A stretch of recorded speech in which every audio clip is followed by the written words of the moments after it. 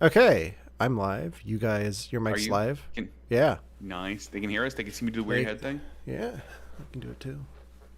Ryan's Yeah. like down in the bottom, Ryan is not doing not anything. into it. No, not into it. Yeah, like Not you. into it. Like what? Oh, poor Ryan. Huh? No, never mind. Moving on. Uh, what? Just get into it? Should we? I'm ready, guys. Shall we? Let's do it. My light switch here got flipped, so down is up and up is down. Are you trying to change lights? I'm trying to. I was trying to turn it down and it turned it up. See? No, it looks There we great. go. There we go. No, it doesn't.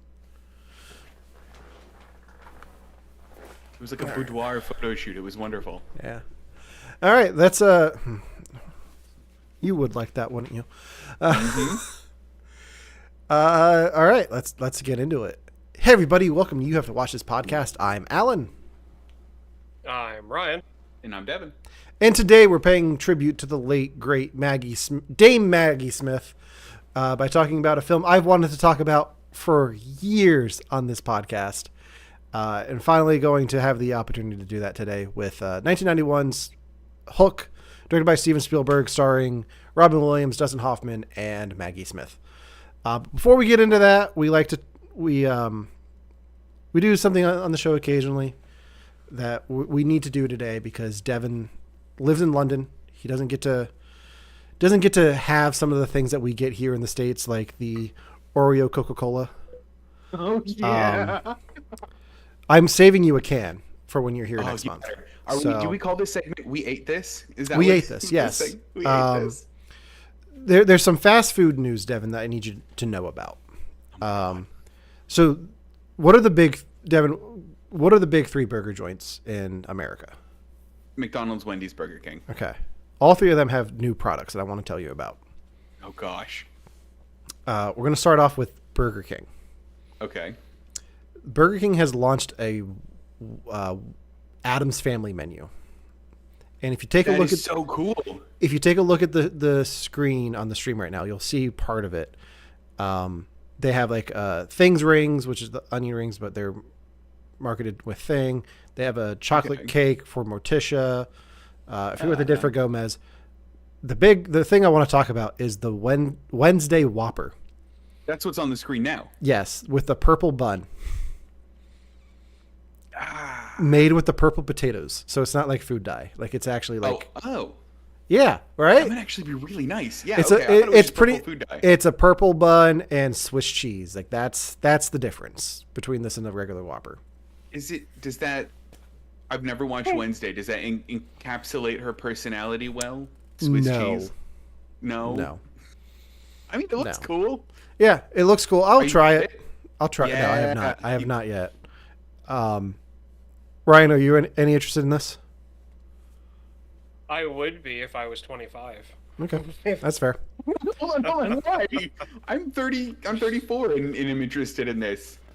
Is this a? You gotta understand. If I buy. No, this is just a realization on my part that I am like within 10 months of being 40 and I have to actually be careful of this type of stuff. Oh. But it's Wednesday. That's what that is. Yeah, could you like, do it? I like Wednesday. Like, if they would have done this if they would have done something like this when I was younger, when Addams Family Values came out, when I was a kid for like Burger King's Kids Club, I would have been all over this. It isn't a heartbeat. That's fair. It looks cool. That's Yeah. so cool. That's not the. Are you ready for the next one? Is this still Burger King? No, this is at Wendy's. Are you ready for it? Okay. I can't wait. That's a clue. This is a tie-in to a fictional restaurant. Any guesses on what Wendy's is serving starting next week? A fictional restaurant. Fictional restaurant. Is it like Los Pollos Hermanos chicken or something from Breaking Bad? No, it's not. I will give you a clue. The recipe is secret. There's a secret formula. Is it Krabby Patties? Krabby Patty. No shit. Krabby Patty meal at Wendy's starting next week. What's different about... Okay, so I always pictured, and this is really stupid because canonically it doesn't make any sense. I always pictured the Krabby Patty being fishy. Is it like a fish... This makes sense. Is it a fish burger? I don't know why. No, it's just a hamburger. They have a pineapple under the sea frosty that they're doing too. It's so cool. But yeah, it's just a burger. It's just a burger following the recipe from the show.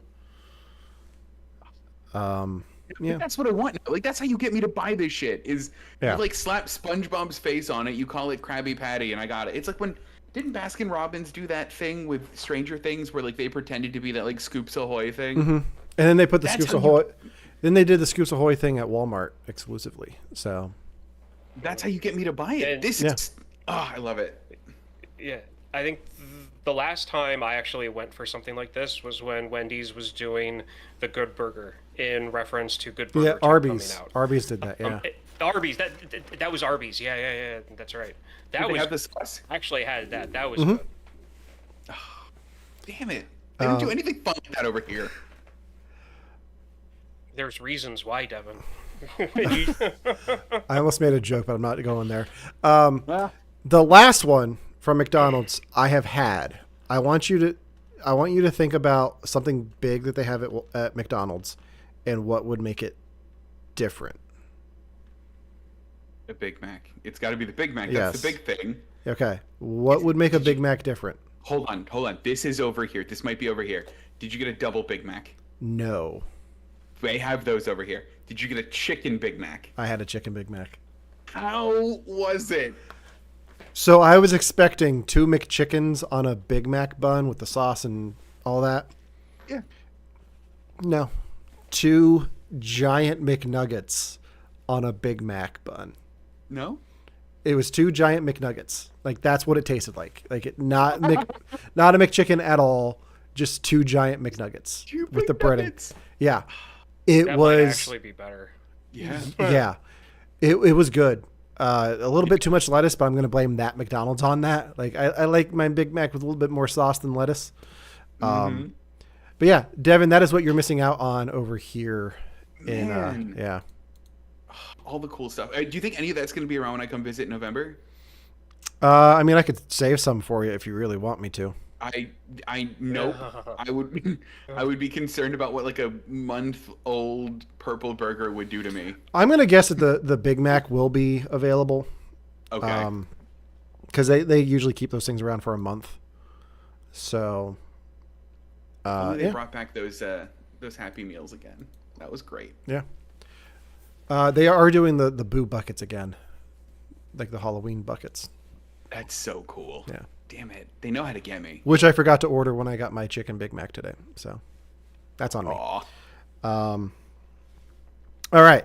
We're going to get into our segment here where we talk about things that we watch in pop culture over the last week. I'm going to start us off with something that we teased last week that I said I hadn't watched, but I have the little guy here for.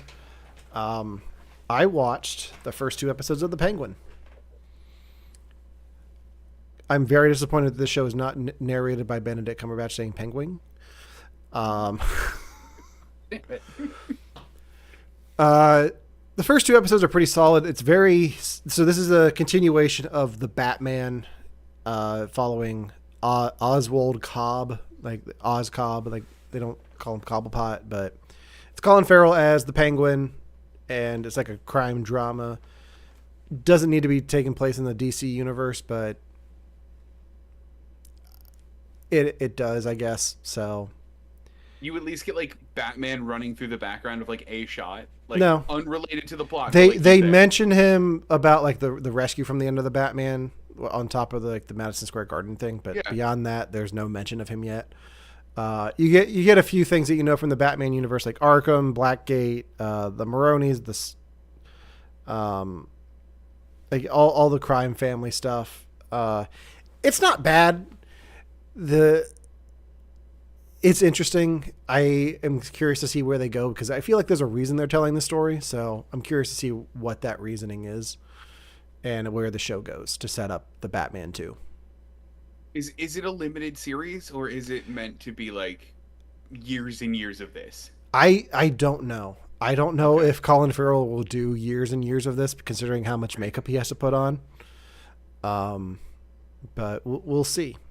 So Would you recommend it? Like, I if would. somebody who's like, If you like yeah, the Batman, I would check it out. One of the most interesting things about it is I was watching the credits. But no, I was looking up the credits online to see who was doing the music because Michael Giacchino did the Batman. I was really curious who did the music for this because some of the themes carry over, and the style is pretty much the same. And I was like, I wonder who did this. It's Giacchino's son. Like, oh, yeah, I was like, oh, oh, I did not know that. Like that, I didn't know he was a composer. That's interesting. that's pretty cool. So, yeah, nepotism. Nailed it. Yeah.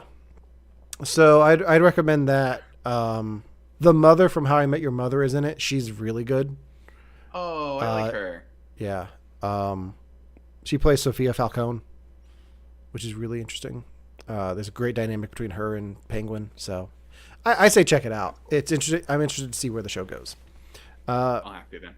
Ryan, you watched a movie. You want to tell us a little bit about Longlegs without spoiling Yes. it? Okay, so I will try my best not to.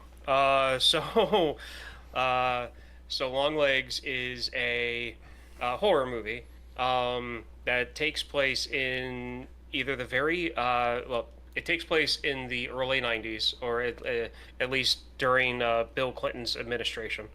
Um, I'm, there's a very specific reason why I say that. When you watch the movie, you'll understand. Um, so there's that, but it follows an FBI detective on a just a disturbing case. The movie is very drawn out, or was a long burn, Devon, that you like to use that I term. do like those. Yep. The story is very drawn out. It kind of has the pacing of No Country for Old Men. So if you like that type of stuff, this movie set up for that. Very disturbing images. The horror comes from both like an emotional level and a shock value. So there's a good equal amount of both, of moments that it's just plain disturbing, of like what someone's saying or the actions that someone is taking, and not like on a violent level, but on just like a conscious disturbing level. And then there's actual like an aspect of gore to it too. So, and I feel like it's evenly handed. I definitely wouldn't say that it's one of the scariest movies made this decade. I feel like that's a very strong assessment on the poster that I sent. That's one of the like quotes that they got from like a critic. Would definitely not say it's one of the scariest of the decade, but it's definitely it's decent. The antagonist is insanely creepy. And the normal horror movie twist thing that happens, or like the realization that the main character has. Depending on how many horror movies you've seen, this might be really predictable. Oh, okay. Was it predictable for you? Did you catch on to it? It was. I didn't catch on about it until like 5 to 10 minutes before it was like, obviously revealed. Kristen had it nailed about halfway through. Good for her. So, but regardless, though, it's good. I wish it would have ended a little bit differently. So, like, I'm a little disappointed in the ending, but not enough for me to tell people not to see it. So, recommend it. Okay. Did you have to pay for this to see it? Or just streaming somewhere? Yeah. Unfortunately, right now you have to rent it to watch it. And I really forget how much. I think this was one of those like $19, like $17 rentals. At the moment, it was on Amazon. I think later on it'll probably drop to more of the more like $5 or $4 rental price within a few months. But I very much want to watch this one though. Yeah, I'm a sucker for Nick Cage. It's good. So I recommend it. Well, that was gonna be my question. This is a Nick Cage movie, right? Okay. Nick Cage? Nicolas Yeah. Cage is in this? Did I completely overlook him? Isn't he Longlegs? Wait, Long Lake. Okay, this is how little I know about this movie. I assumed. I'm pretty sure he's like the main like guy in this. Just in a lot of makeup. Is Oh, he really? that's fun. Yeah, no, it is him. Wow.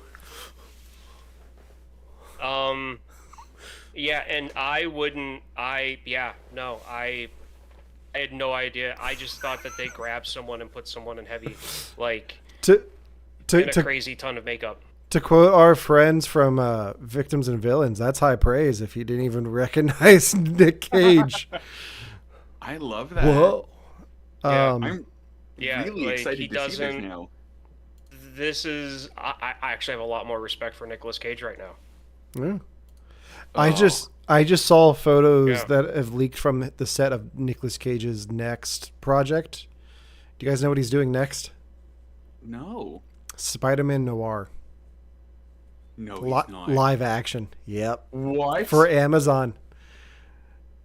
I am so excited about that. Yeah. He didn't get to be Superman, but he gets to be Spider-Man. Again. Again? Yeah. Again? Yeah. Yeah. We're gonna Oh, see. that's so- We're probably gonna see that before we see Beyond the Spider-Verse. So I thought that was coming out like next year. no, it's like What? on indefinite hold because of production Why? issues. Yeah. I don't know. You can't do that. You can't stop a movie like that. And then... Well, there's a lot we can get into with that. So we're gonna Okay, we're gonna well, just we'll wait. gonna move on. I need to tell you guys about something that you guys know I'm a big fan of The Simpsons, right? Yes. I've seen every episode. I agree with the majority that newer Simpsons is not the best, but they did something with the season premiere this year that put this episode in my top 10 of all time. Wow. Yeah. The episode is titled Bart's Birthday. Mm-hmm. But it's a very special episode of The Simpsons because they treat it as the series finale of The Simpsons. So the show opens with all the celebrities who've ever been on The Simpsons: Weird Al, Kevin Smith, John Waters. Like everyone is going into this arena to watch, like the Oscars, to see the finale of The Simpsons, hosted by Conan O'Brien. Conan O'Brien plays himself. They present the episode, the final episode of The Simpsons. They do a lot of callbacks to how Fox tried to end the show multiple times in different seasons and give alternate endings to famous episodes like Bart the Daredevil and a bunch of just a whole lot of them. But then they have AI write the final episode of The Simpsons and present it as like they make all the sitcom finale jokes. Like every scene ends with "I'm gonna miss this place," and then they turn off the lights. It is so meta. John Cena's there. It's so bizarre, but I loved every second of it because at the end of the day, it kind of makes fun of what The Simpsons is now, but also pays so much respect to the show and to the characters and gives them all happy endings. Like what would the happy ending be for Skinner and Moe and Krusty? Like all of this, and it's really. I don't want to spoil the whole thing for you, but it was so beautiful. Like I don't know how they're going to top that this season, but it made my top 10 of Simpsons episodes, which is hard to do because I've had that top 10 list for years and it hasn't changed. So now something's got to go. That's incredible. So, yeah. What's But your number one? So Marge versus Monorail. That's the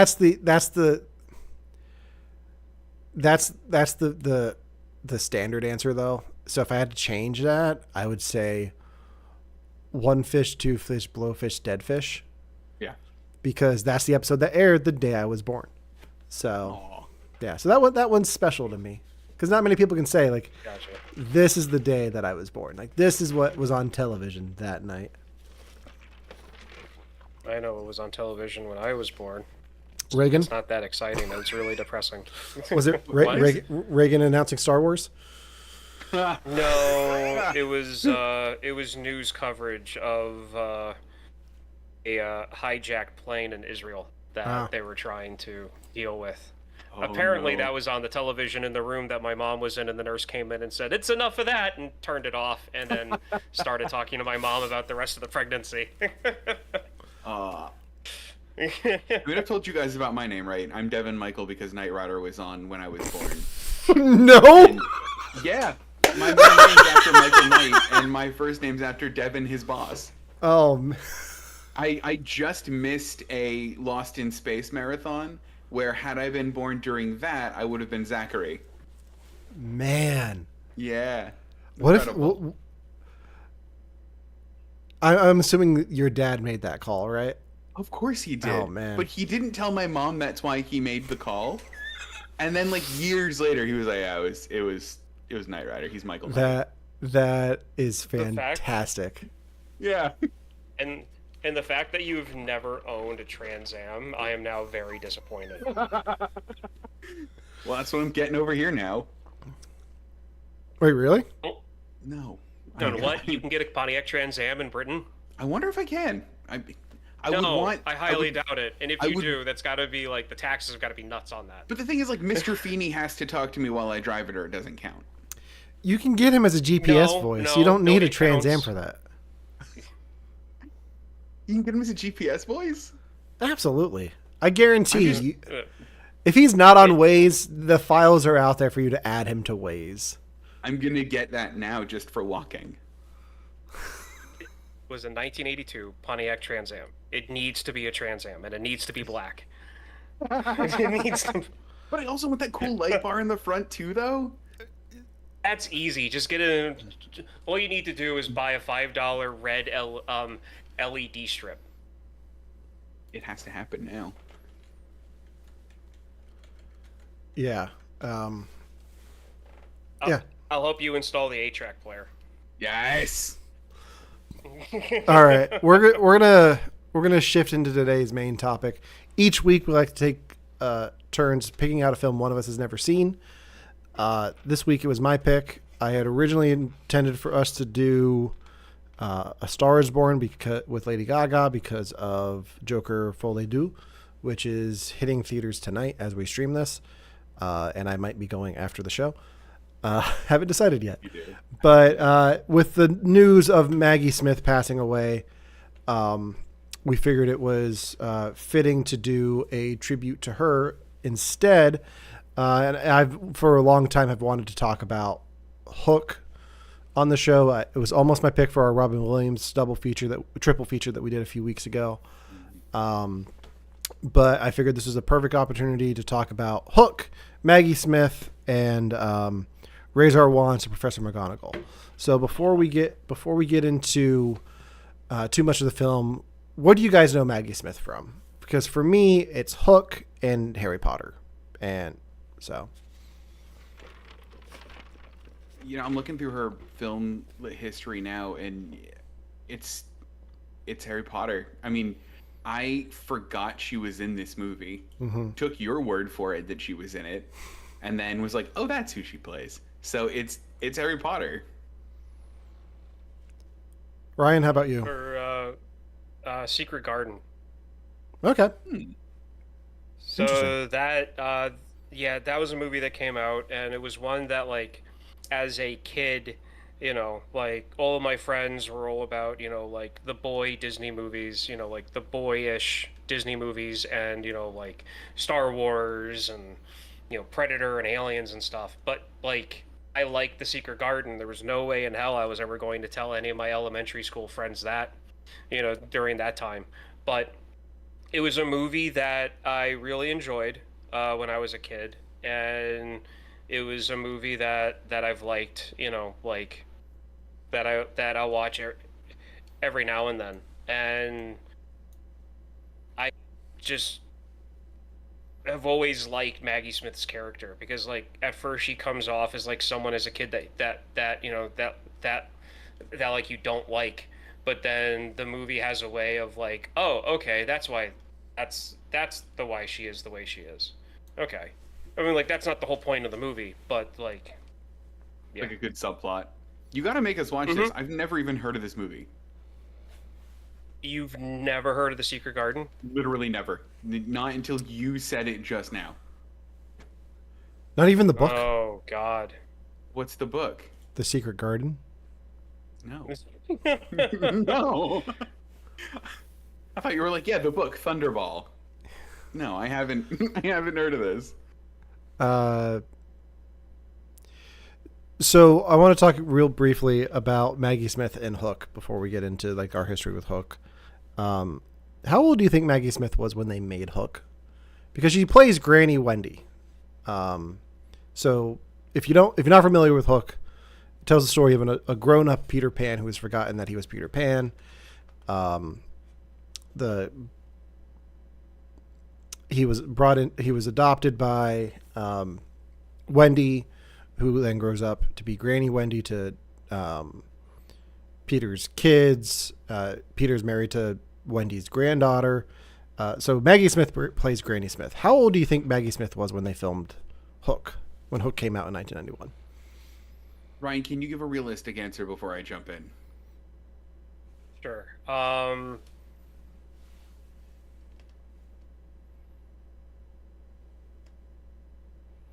I'm gonna say probably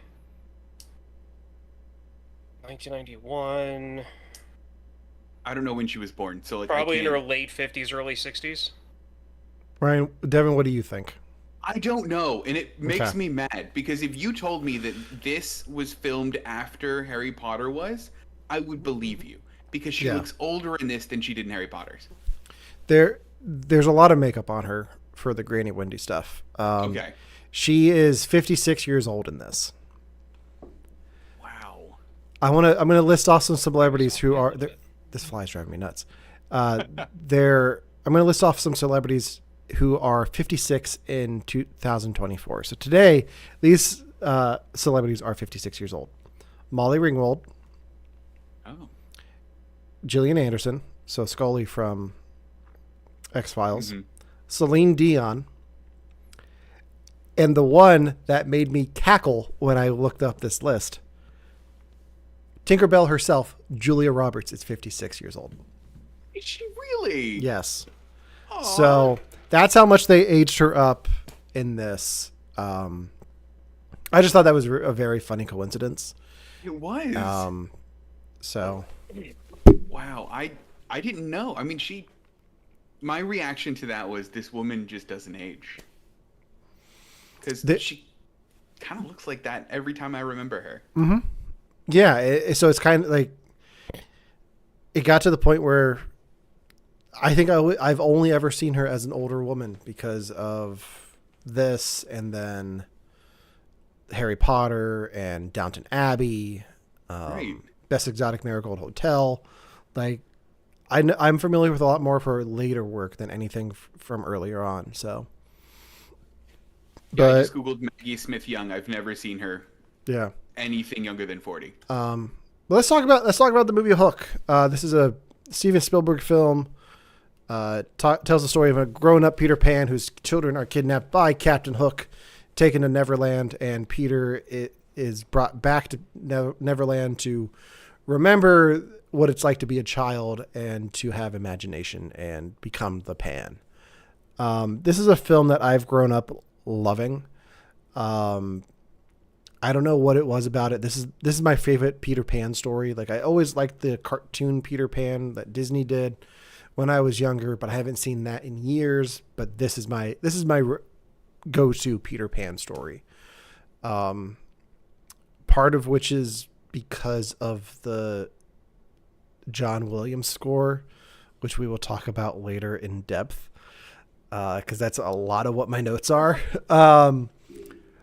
but surprised. they're like, I just really enjoy the film, the world of, like, I really enjoy Neverland in this. They do a lot of great, like, the sets are beautiful. The costumes are great. I think Dustin Hoffman does a great job as Captain Hook. Bob Hoskins as Shmi. Like, there's just so much to love about this movie for me that it's disappointing to me that people think this is one of Spielberg's worst, but I think it's one of my favorites of his. So I didn't know anyone thought this was his worst. it was a flop. So That sucks. I didn't know that. Look at the critics score. on IMDb, it is sitting at a 6.8. What? Yeah. Yeah. What Well, is like, what is your guys' history with Hook? Ryan, why don't you go ahead first? I need to. So I remember the advertising for this when it came out. I don't remember if I saw it in theaters or not. I know that I had the VHS that had the classic, like, Disney, like, bubble case for it. And I watched it, and I watched it to the point of the tracking wouldn't work anymore on it, so I think we got another copy at some point. I always remember liking it, and I had kind of a realization watching it on this time, but we can talk about that later. It'll probably get brought up at some point. But I haven't watched it. I haven't gone back to it in probably 15 years. So this was, a good watch, a good run through as a pure adult. So, Devon, how about you? All right, you guys might be mad at me. I've only seen this movie once before. But I know that, like, everybody who's, like, movie opinion I even talk about, right, loves this movie. I don't think I've met a person that doesn't like this movie a lot.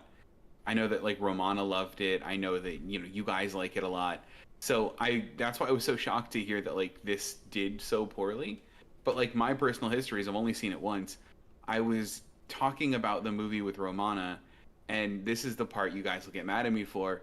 I realized that when I was thinking about this movie and about what happens in it, I actually was just remembering the 2023 Peter Pan and Wendy plot. Which hurts my soul now that I know that I did that. So there was a lot more in this than I remembered.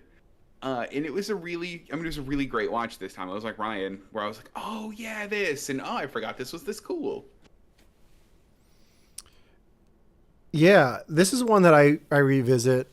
Like, when I set up my CRT TV with the VCR for the first time, this was the tape I put in. Oh, because that's like the best way to watch this. So I had watched that in the last year, but then for this, I was like, you know what? I'm gonna rent it in 4K because I don't do that too often. It's like I wanna see what this is like in 4K. Give it like the big screen treatment. And I was worried from the get-go, from like when the TriStar logo comes up, there's like a green bar at the bottom. It's like, oh god, they didn't transfer this right. Like they did a piss poor job of it. Luckily, it was just the TriStar logo, which had that. Was it like uncomfortably clear? Like you were like, I didn't know that Robin Williams had so many pores. No, it wasn't that. Oh, good. Okay. No. This is an interesting performance from Robin Williams because it's not very comedic for the first part of it. It's not very comedic that at all, really. It's like the first hour of this is more dramatic than anything with him. And then once he starts getting with the Lost Boys, that's when the comedy stuff comes in because you have Robin Williams working with kids. But this is a very different role from like the other ones that we talked about on the triple feature because it's not as zany. It's more, or at least for the most part, it's more grounded and more dramatic. Like don't mess with me. I'm a lawyer. Like it's very, very much business oriented Robin Williams, which is interesting. I always feel like he leans towards some roles that are like this, and it almost did like the flip, where like he usually starts a movie out like the Mrs. Doubtfire, right? He starts the movie more zany and ends the movie more serious, more grounded, and you're right, it's the opposite of that, where like in the beginning it almost could have been anyone kind of successfully filling that role, but by the end it could only have been Robin Williams. Yeah. Yeah.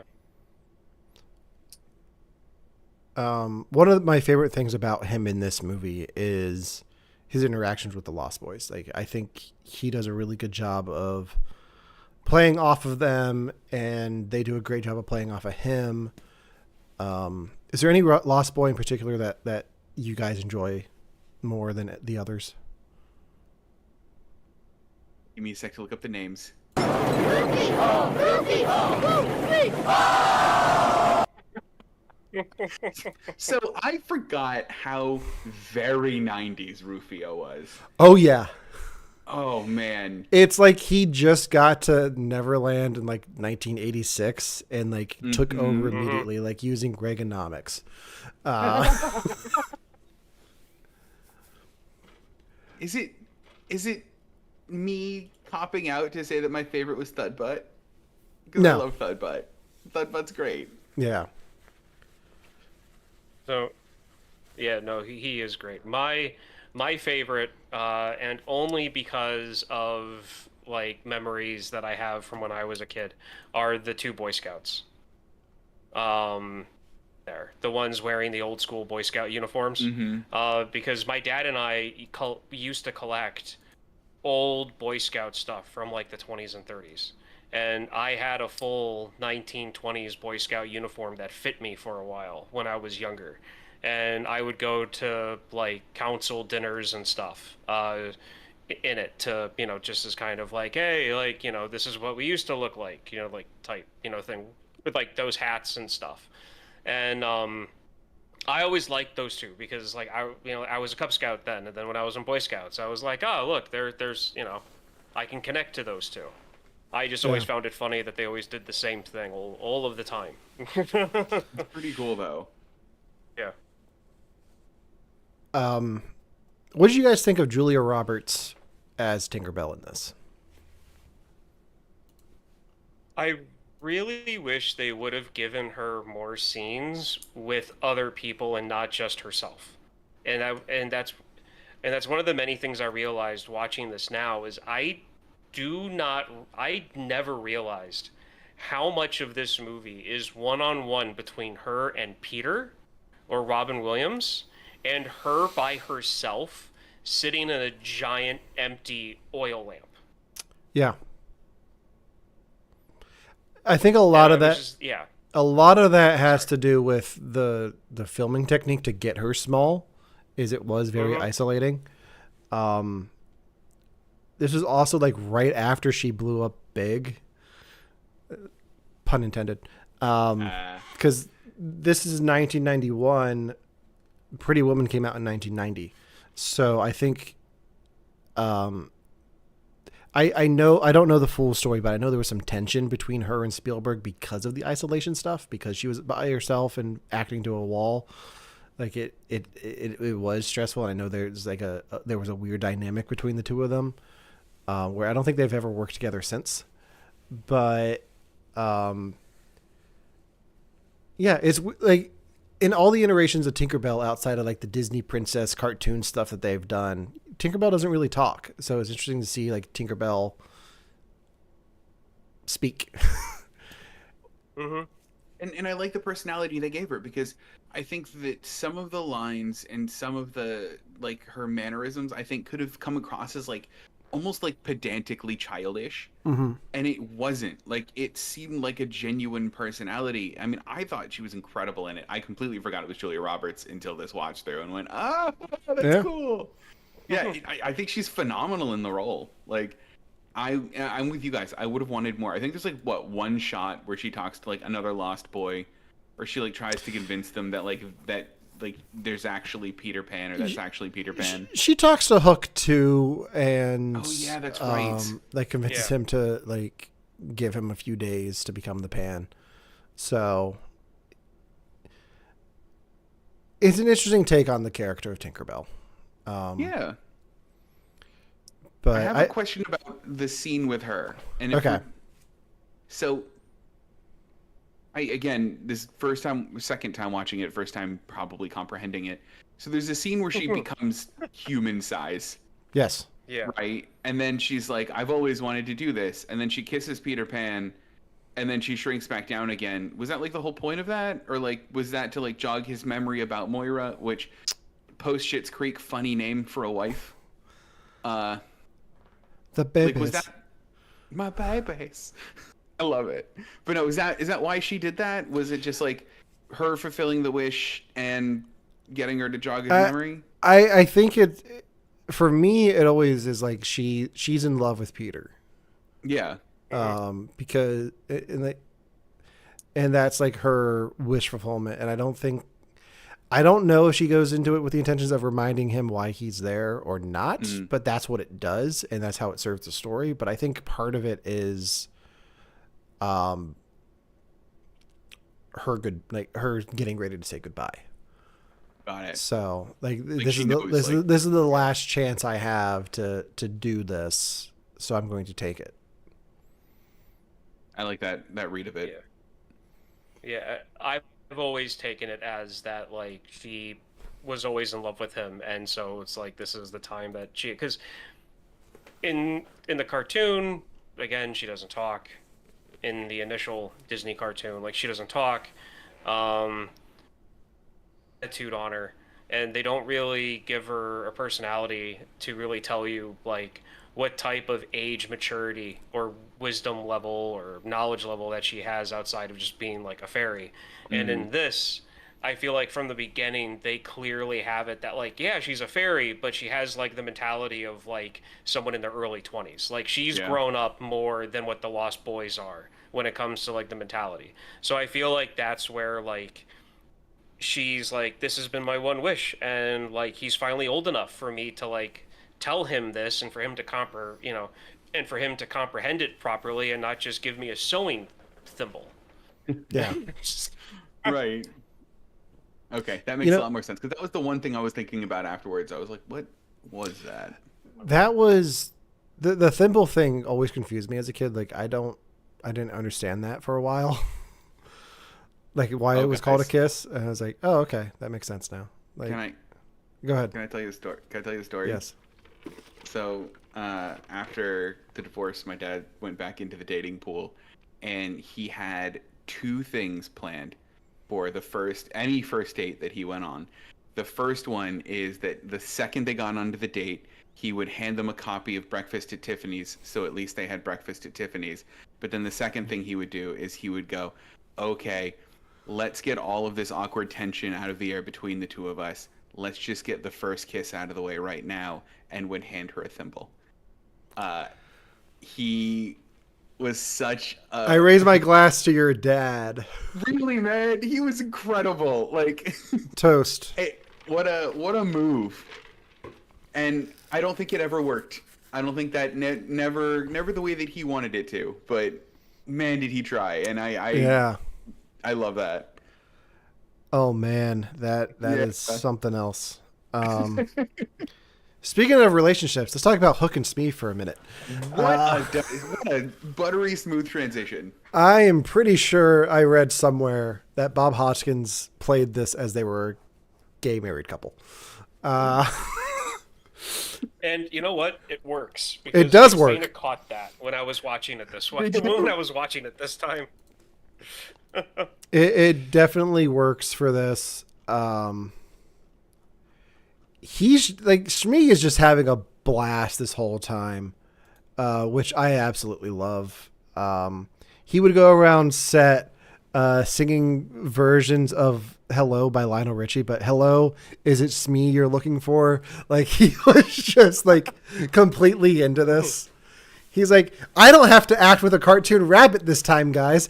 And I just got the script for a Super Mario movie. Like, let's go. Like, let's do this. Like, Was he reading Mario movie scripts? Probably. That's Probably incredible. like the timeline works out. Like this is 91, so by the time this like he's probably promoting. Yeah, I'm gonna do this Mario movie in a few weeks at the premiere. Like, Oh. man, like he is just like he's like the best part of this, and like their dynamic is fantastic. Because I think my favorite scene is when Hook takes the gun. He's like, Yep. "Don't stop me, Smee! Smee, don't stop me, Smee! I mean it! Don't stop me, Smee! Stop me! Stop me, Smee! Yep. Smee! What are you doing? Stop me!" Like, it's like such a great dynamic. And like you just see his reaction, like, "Oh no, I just want to play with the ships." Like, no, okay, I guess I gotta stop you from shooting yourself. Like it's. And then at the end, when he's like stealing all the gold and trying to get away, like it's, oh man, like their dynamic is so great. I would love to just see more of that, and we won't, but it's just so enjoyable. Like if there's like an interim movie of like what they've been up to, like from the time Peter left, and it's just like them, like that's like the Disney Plus series that we deserve. Yeah, I mean, that we won't. yeah, we got Peter Pan and Wendy instead. Yeah. Dustin Hoffman as Hook, I think, is like the personification of a pirate. Like that, when I think of a pirate in anything, like that's what I think of. Because like Pirates of the Caribbean is one thing, but when I think of just a pirate, I think James Hook in this. Like the red coat, the black wig, the hat with the feather, like that's a pirate. Like that's no disrespect to Jeffrey Rush and Johnny Depp in the Pirates of the Caribbean crew. That's what I think of when I think of like literary pirates, is this version of Hook. They added stuff to the Hook like mythos that I didn't know they would add. Like didn't they give him a girlfriend? There's like, yeah, there's like, Yeah. That was just a wench. yeah. That Oh, was was just a it? wench. That wasn't a girlfriend. That was just His I'm the captain of the boat, and he's got Smee. He doesn't need a girlfriend, Devon. That's fair. Yeah, I totally forgot that, well, or didn't realize that Dustin Hoffman was Hook, and I was watching it this time, and I never cared to look it up before, so I'm watching it, and I'm thinking, like the realization hit me that I didn't know who it was. I'm like, who is this? And I'm thinking to myself, like for a split second, there was a scene where I was like, is that Christopher Lee? And I'm like, no. It's not Christopher Lee. I need to look this up before I get myself in trouble. And then that's when I found out that it was Dustin Hoffman. That was playing Hook. But yeah, no, he did an excellent job with that, because I have to say that he's the main person for the movie for me. Is him. Is that character. There's a few other there's a few cameos in this that I was curious if you guys caught any of them. A few musicians cameo. Oh no, I knew one because I looked up the cast and told Romana because I didn't believe it. Okay, which one did you catch? I caught that it was oh my god, the guy that does Genesis. Phil Collins. Phil Collins. That's the one. That's the only one I caught was Phil Collins. He's the detective in Yeah. in London. Jimmy Buffett plays one of the pirates who attempts to steal Peter's shoes when he first arrives in Neverland. David Crosby plays is in the scene where they shout "Long live the Hook." Oh, fun. And then, did you guys catch the Glenn Close cameo in this? Yes, I have known about that for years. Yeah. So No. the pirate when Hook's like, "One of you didn't believe me. Which one was it? It was you. It was you." That's Glenn Close in drag Wow. as a man. Yeah. It's very fun.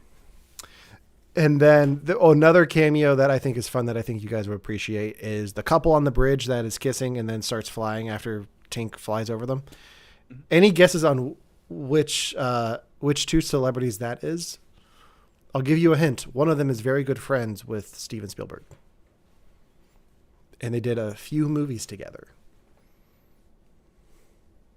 It is Harrison Ford and Dame Judi Dench. Very close. It is. Ryan, you want to take a guess?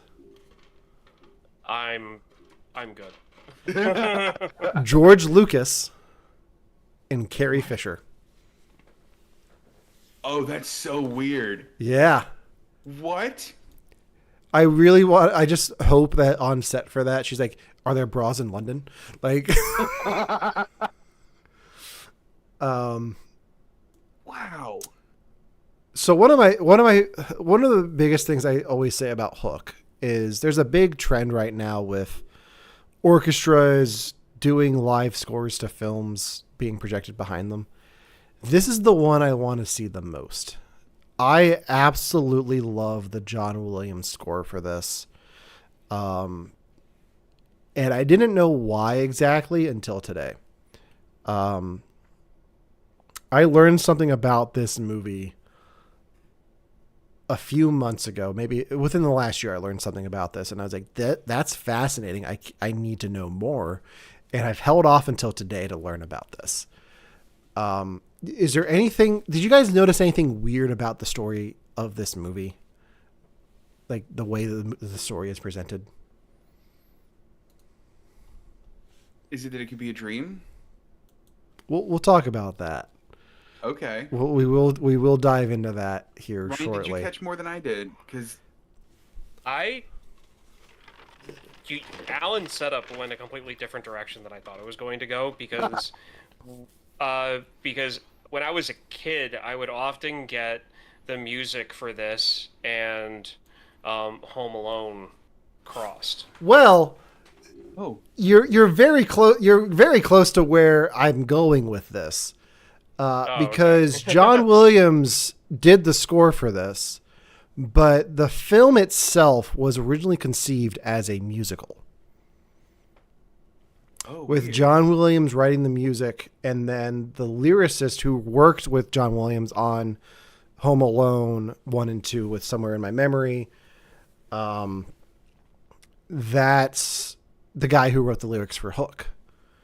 And there's not much left of the musical in the film itself, except for When You're Alone. That's the only musical number that stayed in. But you can get not too long ago, actually last year in December, NPR released a story talking about this. And you can listen to it on the NPR website where they talk about the movie as a musical. They had written out the songs. All of the themes are still there. So the Hook theme, the Peter Pan theme, like those all have lyrics that got scrapped. There was a song called Childhood that was Granny Wendy's song, where they were going to have Julie Andrews sing the song for Maggie Smith.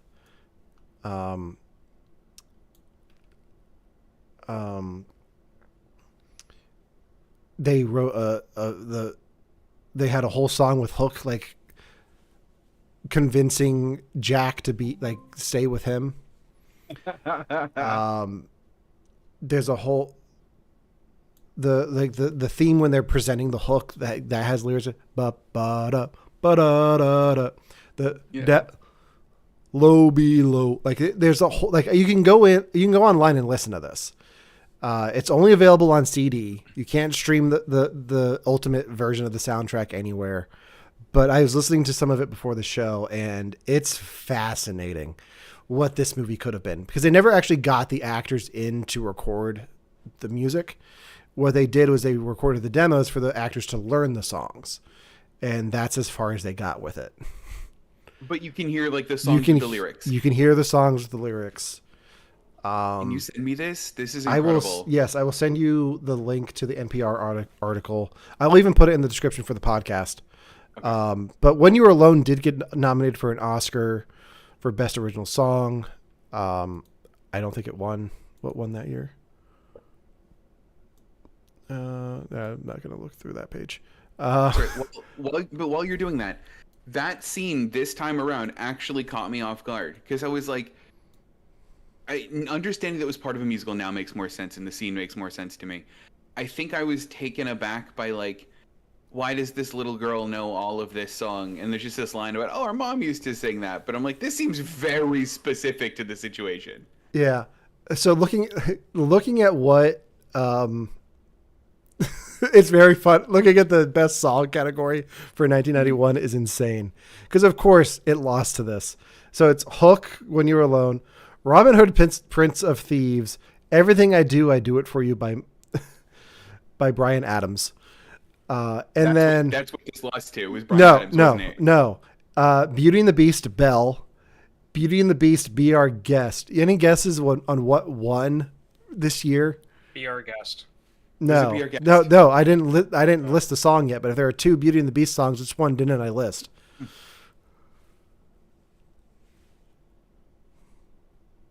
Come on, Disney adult. I thought you did say two. Is it literally just Beauty and the Beast? Beauty and the Beast, yeah. That's the one that won. Song Yeah. called Beauty and the Beast? Yep, that's the one that won. Beauty and the Beast was like a phenomenon. It when was. It came out. Like it was, like it blew people's minds, and I keep forgetting that because for me it's just like another Disney movie. Like looking at this, it was nominated for Best Picture and lost to Silence of the Lambs. I mean, it got. Yeah. I think it did Sundance. Because of It got like a standing ovation at Sundance. It's because of the technology that they used for it, the ballroom scene. Like that was cutting edge computer technology for animation at that time, and the fact too that it's a bit more emotional than most of the Disney movies, like cartoons that came out in the late '80s, early '90s. So like fair. there's multiple reasons why it was like seen the way it was when that came out. I can see that. It's incredible. But yeah, like every musical theme in this has lyrics. So like I'm gonna have to like try to prevent myself from listening to this score without thinking of these lyrics. Like the da da da da da da da da. The lyrics to that are shadows, memories, lingering laughter, reach out, touch me, half my life after, glimpses, moments, smiling inside me, spirits that guide me back to the days of childhood. That Like, is it's so sweet. Yeah, it's like I love Somewhere in My Memory, and it's just like all that. Like it's all like it's all on that level from the look of it. Sorry, I'm scrolling through the pirate song Low Below, and it's just like they're at 139. It's just hookers. I was like, huh? I guess those are the guys with the hooks. Oh, I would say that's what the ladies are called. It's a bad joke. But yeah, so I thought you got what I was getting at when I was asking if you guys noticed anything. Like there were moments in this where it's like there should have been like a transitional musical number there, like when he's with the mermaids and then is taken up to the Lost Boys. Like it's such a weird transition. Like there's something missing there. Yeah. Yeah. Okay. Is some of the musical, because this is the other thing that either I'm too young, I mean, I don't do this much, but like I'm too young to understand or get, or was this part of the musical the fact that everything for the Lost Boys was Bangarang?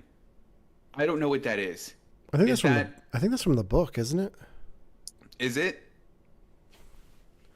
Because I honestly don't know. Because I understood like that they said that, and I was like, oh, is that like a cute like thing that they did, or I was like, is this like really 90s slang?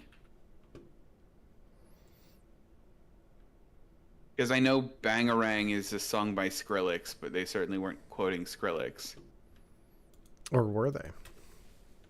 No, hope not.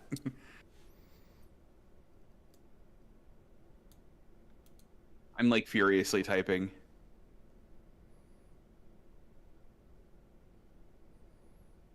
It's just apparently the battle cry of the Lost Boys. Yeah. Yeah. All I got was that supposedly it's a Jamaican slang term. Oh, interesting. Okay. That means chaos. Yeah. That's all I'm getting. Yeah, Oh, I guess it's just something for this movie. So. I mean, that's cool. Apparently, Rufio received an origin story in a short film called Bangarang. Checks out. Want to watch it? Gonna watch that soon. Do you know who Rufio is, right? No, it's not Mark Wahlberg, is it? It's not. No. No, I mean in the movie. right, man. In the movie, the actor who plays Rufio has gone on to play another role that I believe you are familiar with, Devon. I could be wrong. But I want to get the actor's name right. Dante Basco. That sounds familiar. Yes, he's on a show. He was on a show on Nickelodeon. Any guesses on what I'm getting at here? Was it Sweet Life of Zach and Cody? No, that was Disney Channel. Come on, Devin, get your head out of your ass. Oh no, that's the Raven was also. That's the other one, I guess. No, he was a voice on a show. I will give you a hint. Okay. Everything changed when his nation attacked. He was in Avatar? He's Prince Zuko. He's Zuko in Avatar? Yeah. That's so cool. He really is the coolest one. Yeah. Wow. Yeah, he's Zuko. That's nope, wouldn't have guessed. You have all the cool facts today, Alan. I do. Yeah. Let's talk fan theories because we already talked about one a little bit. So Tell me. let's talk about the Hook's line in this to Peter during the final fight. Where I just had it up. Where did it go? So during the final fight, Hook says something to Peter along the lines of, this is just a dream, right? You're not really Peter Pan. You're just a grown man who's drank too much and is passed out in the courtyard. And then where does Peter wake up at the end of the movie? In the courtyard. Yeah. So it's interesting to think, did all this happen? What do you guys think? Do you think this has all happened, or do you think this is just a dream? I like this being It all a dream. happened. Do you? Tell me why it all happened, Ryan. Do you know how I told you before that I absolutely hate the whole thing where it's like in the end, like it was all in their head or it was all a dream or like it didn't really happen. It was just emotional growth and understanding. Like, well, not that last part because that's every movie, but the whole thing of like horror movies where like you have a threat and then at the end it's revealed that like the threat never really existed. It was just like someone battling through their own internal demons and like the whole movie was just manifesting that as like a physical form. The Babadook got I it. would put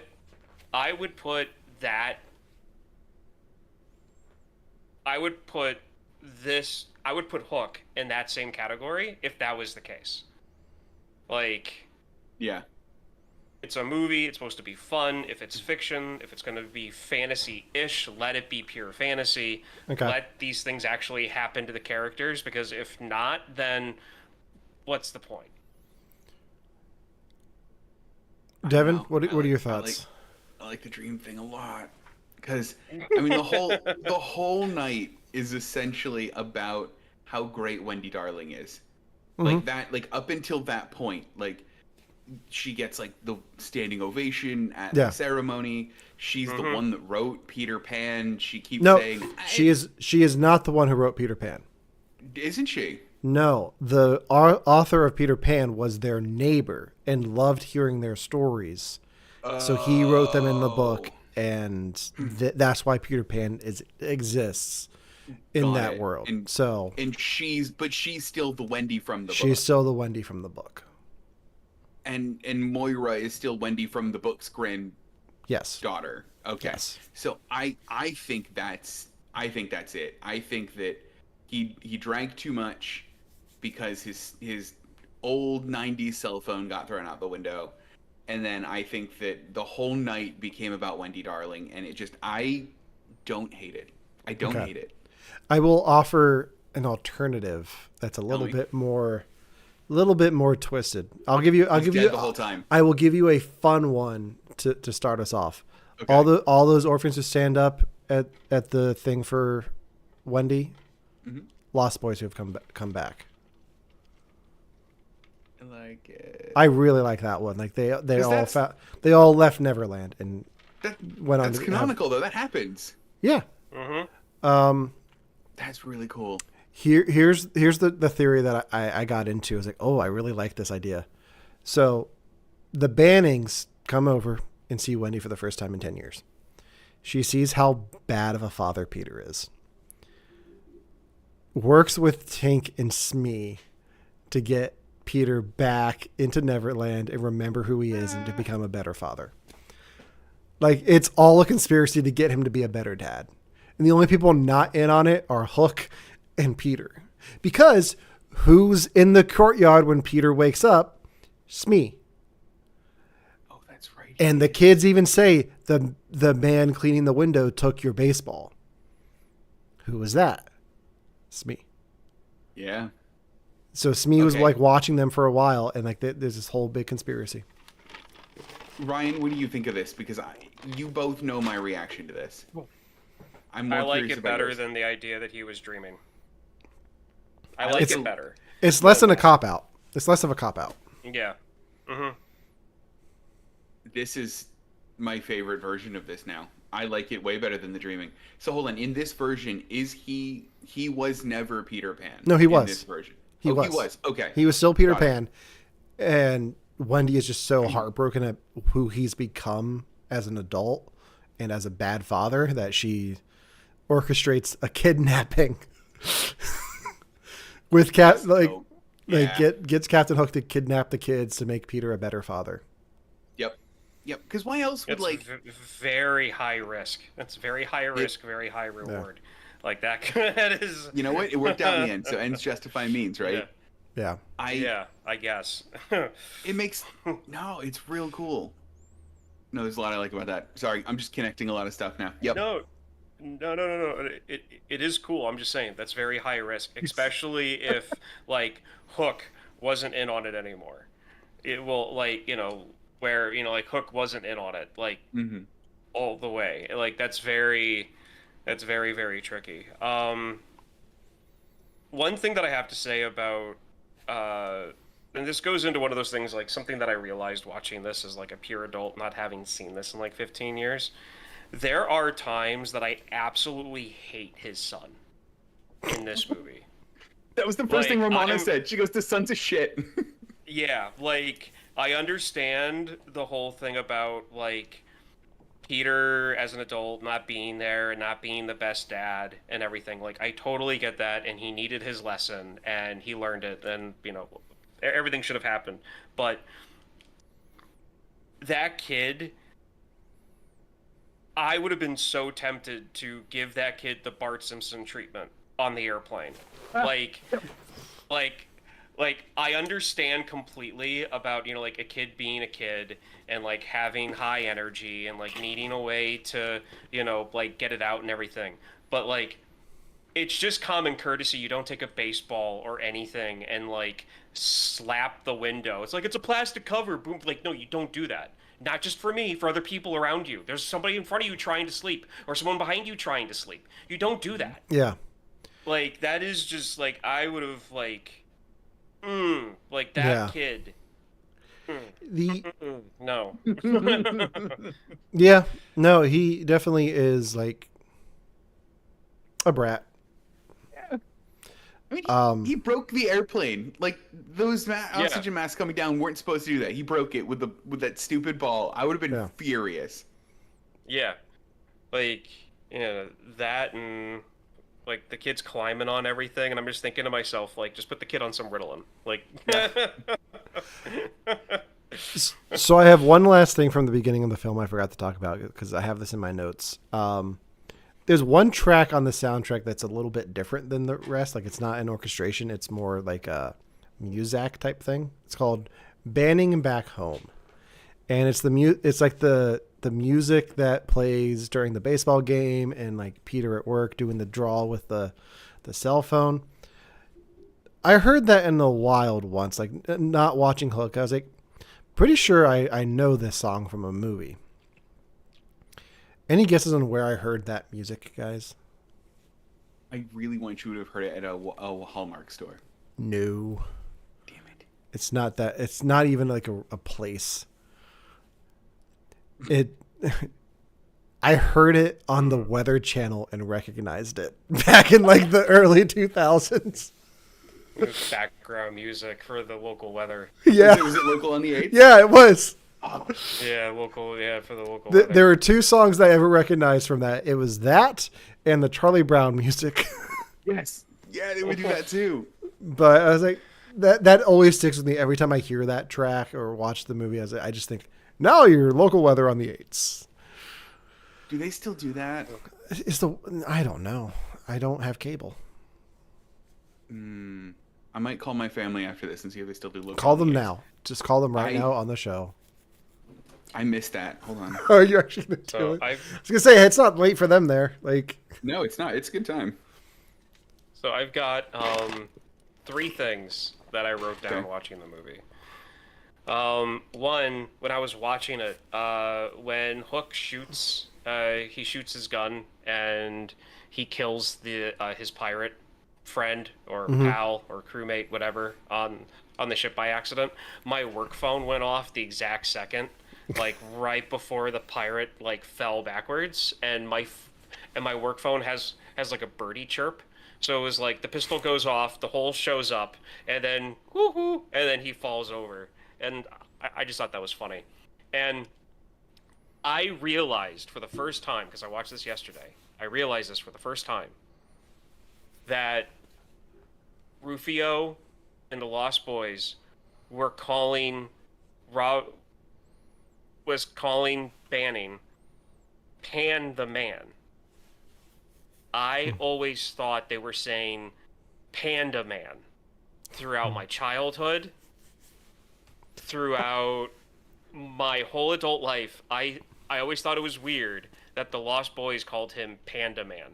And because I watched it with the closed captioning, and I realized for the first time that they were saying Pan the Man. you say that, and I just picture Ben Stiller in Tropic Thunder in that one scene, Panda Man. I always thought they were saying. I always thought his name was Peter Panning. Like, how did you not figure it out? Yeah. Like, Right. they just added an ing. So Yeah.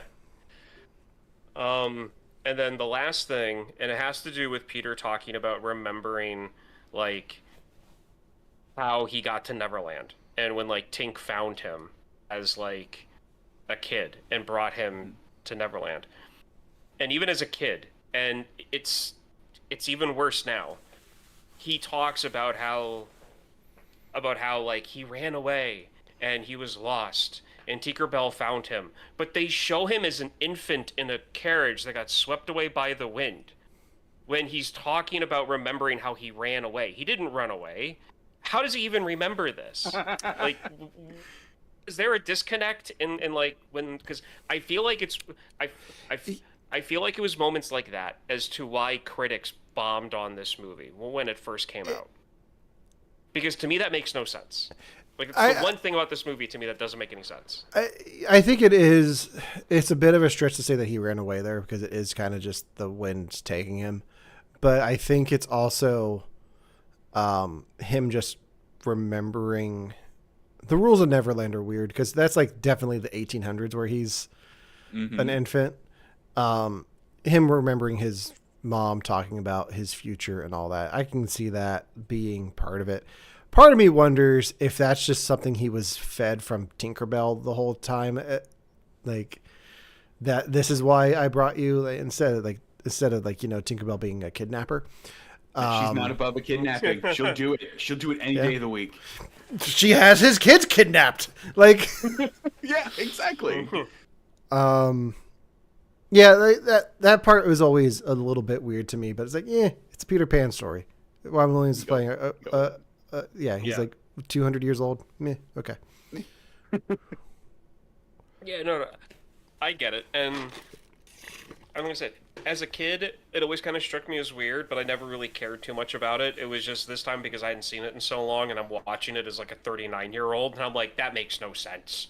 He's an infant. He wouldn't know enough to want to run away, like that type of a thing. So I just thought my reaction to that was interesting. Yeah. Very funny. but I'm still never gonna let myself down for thinking that they were always calling him Panda Man.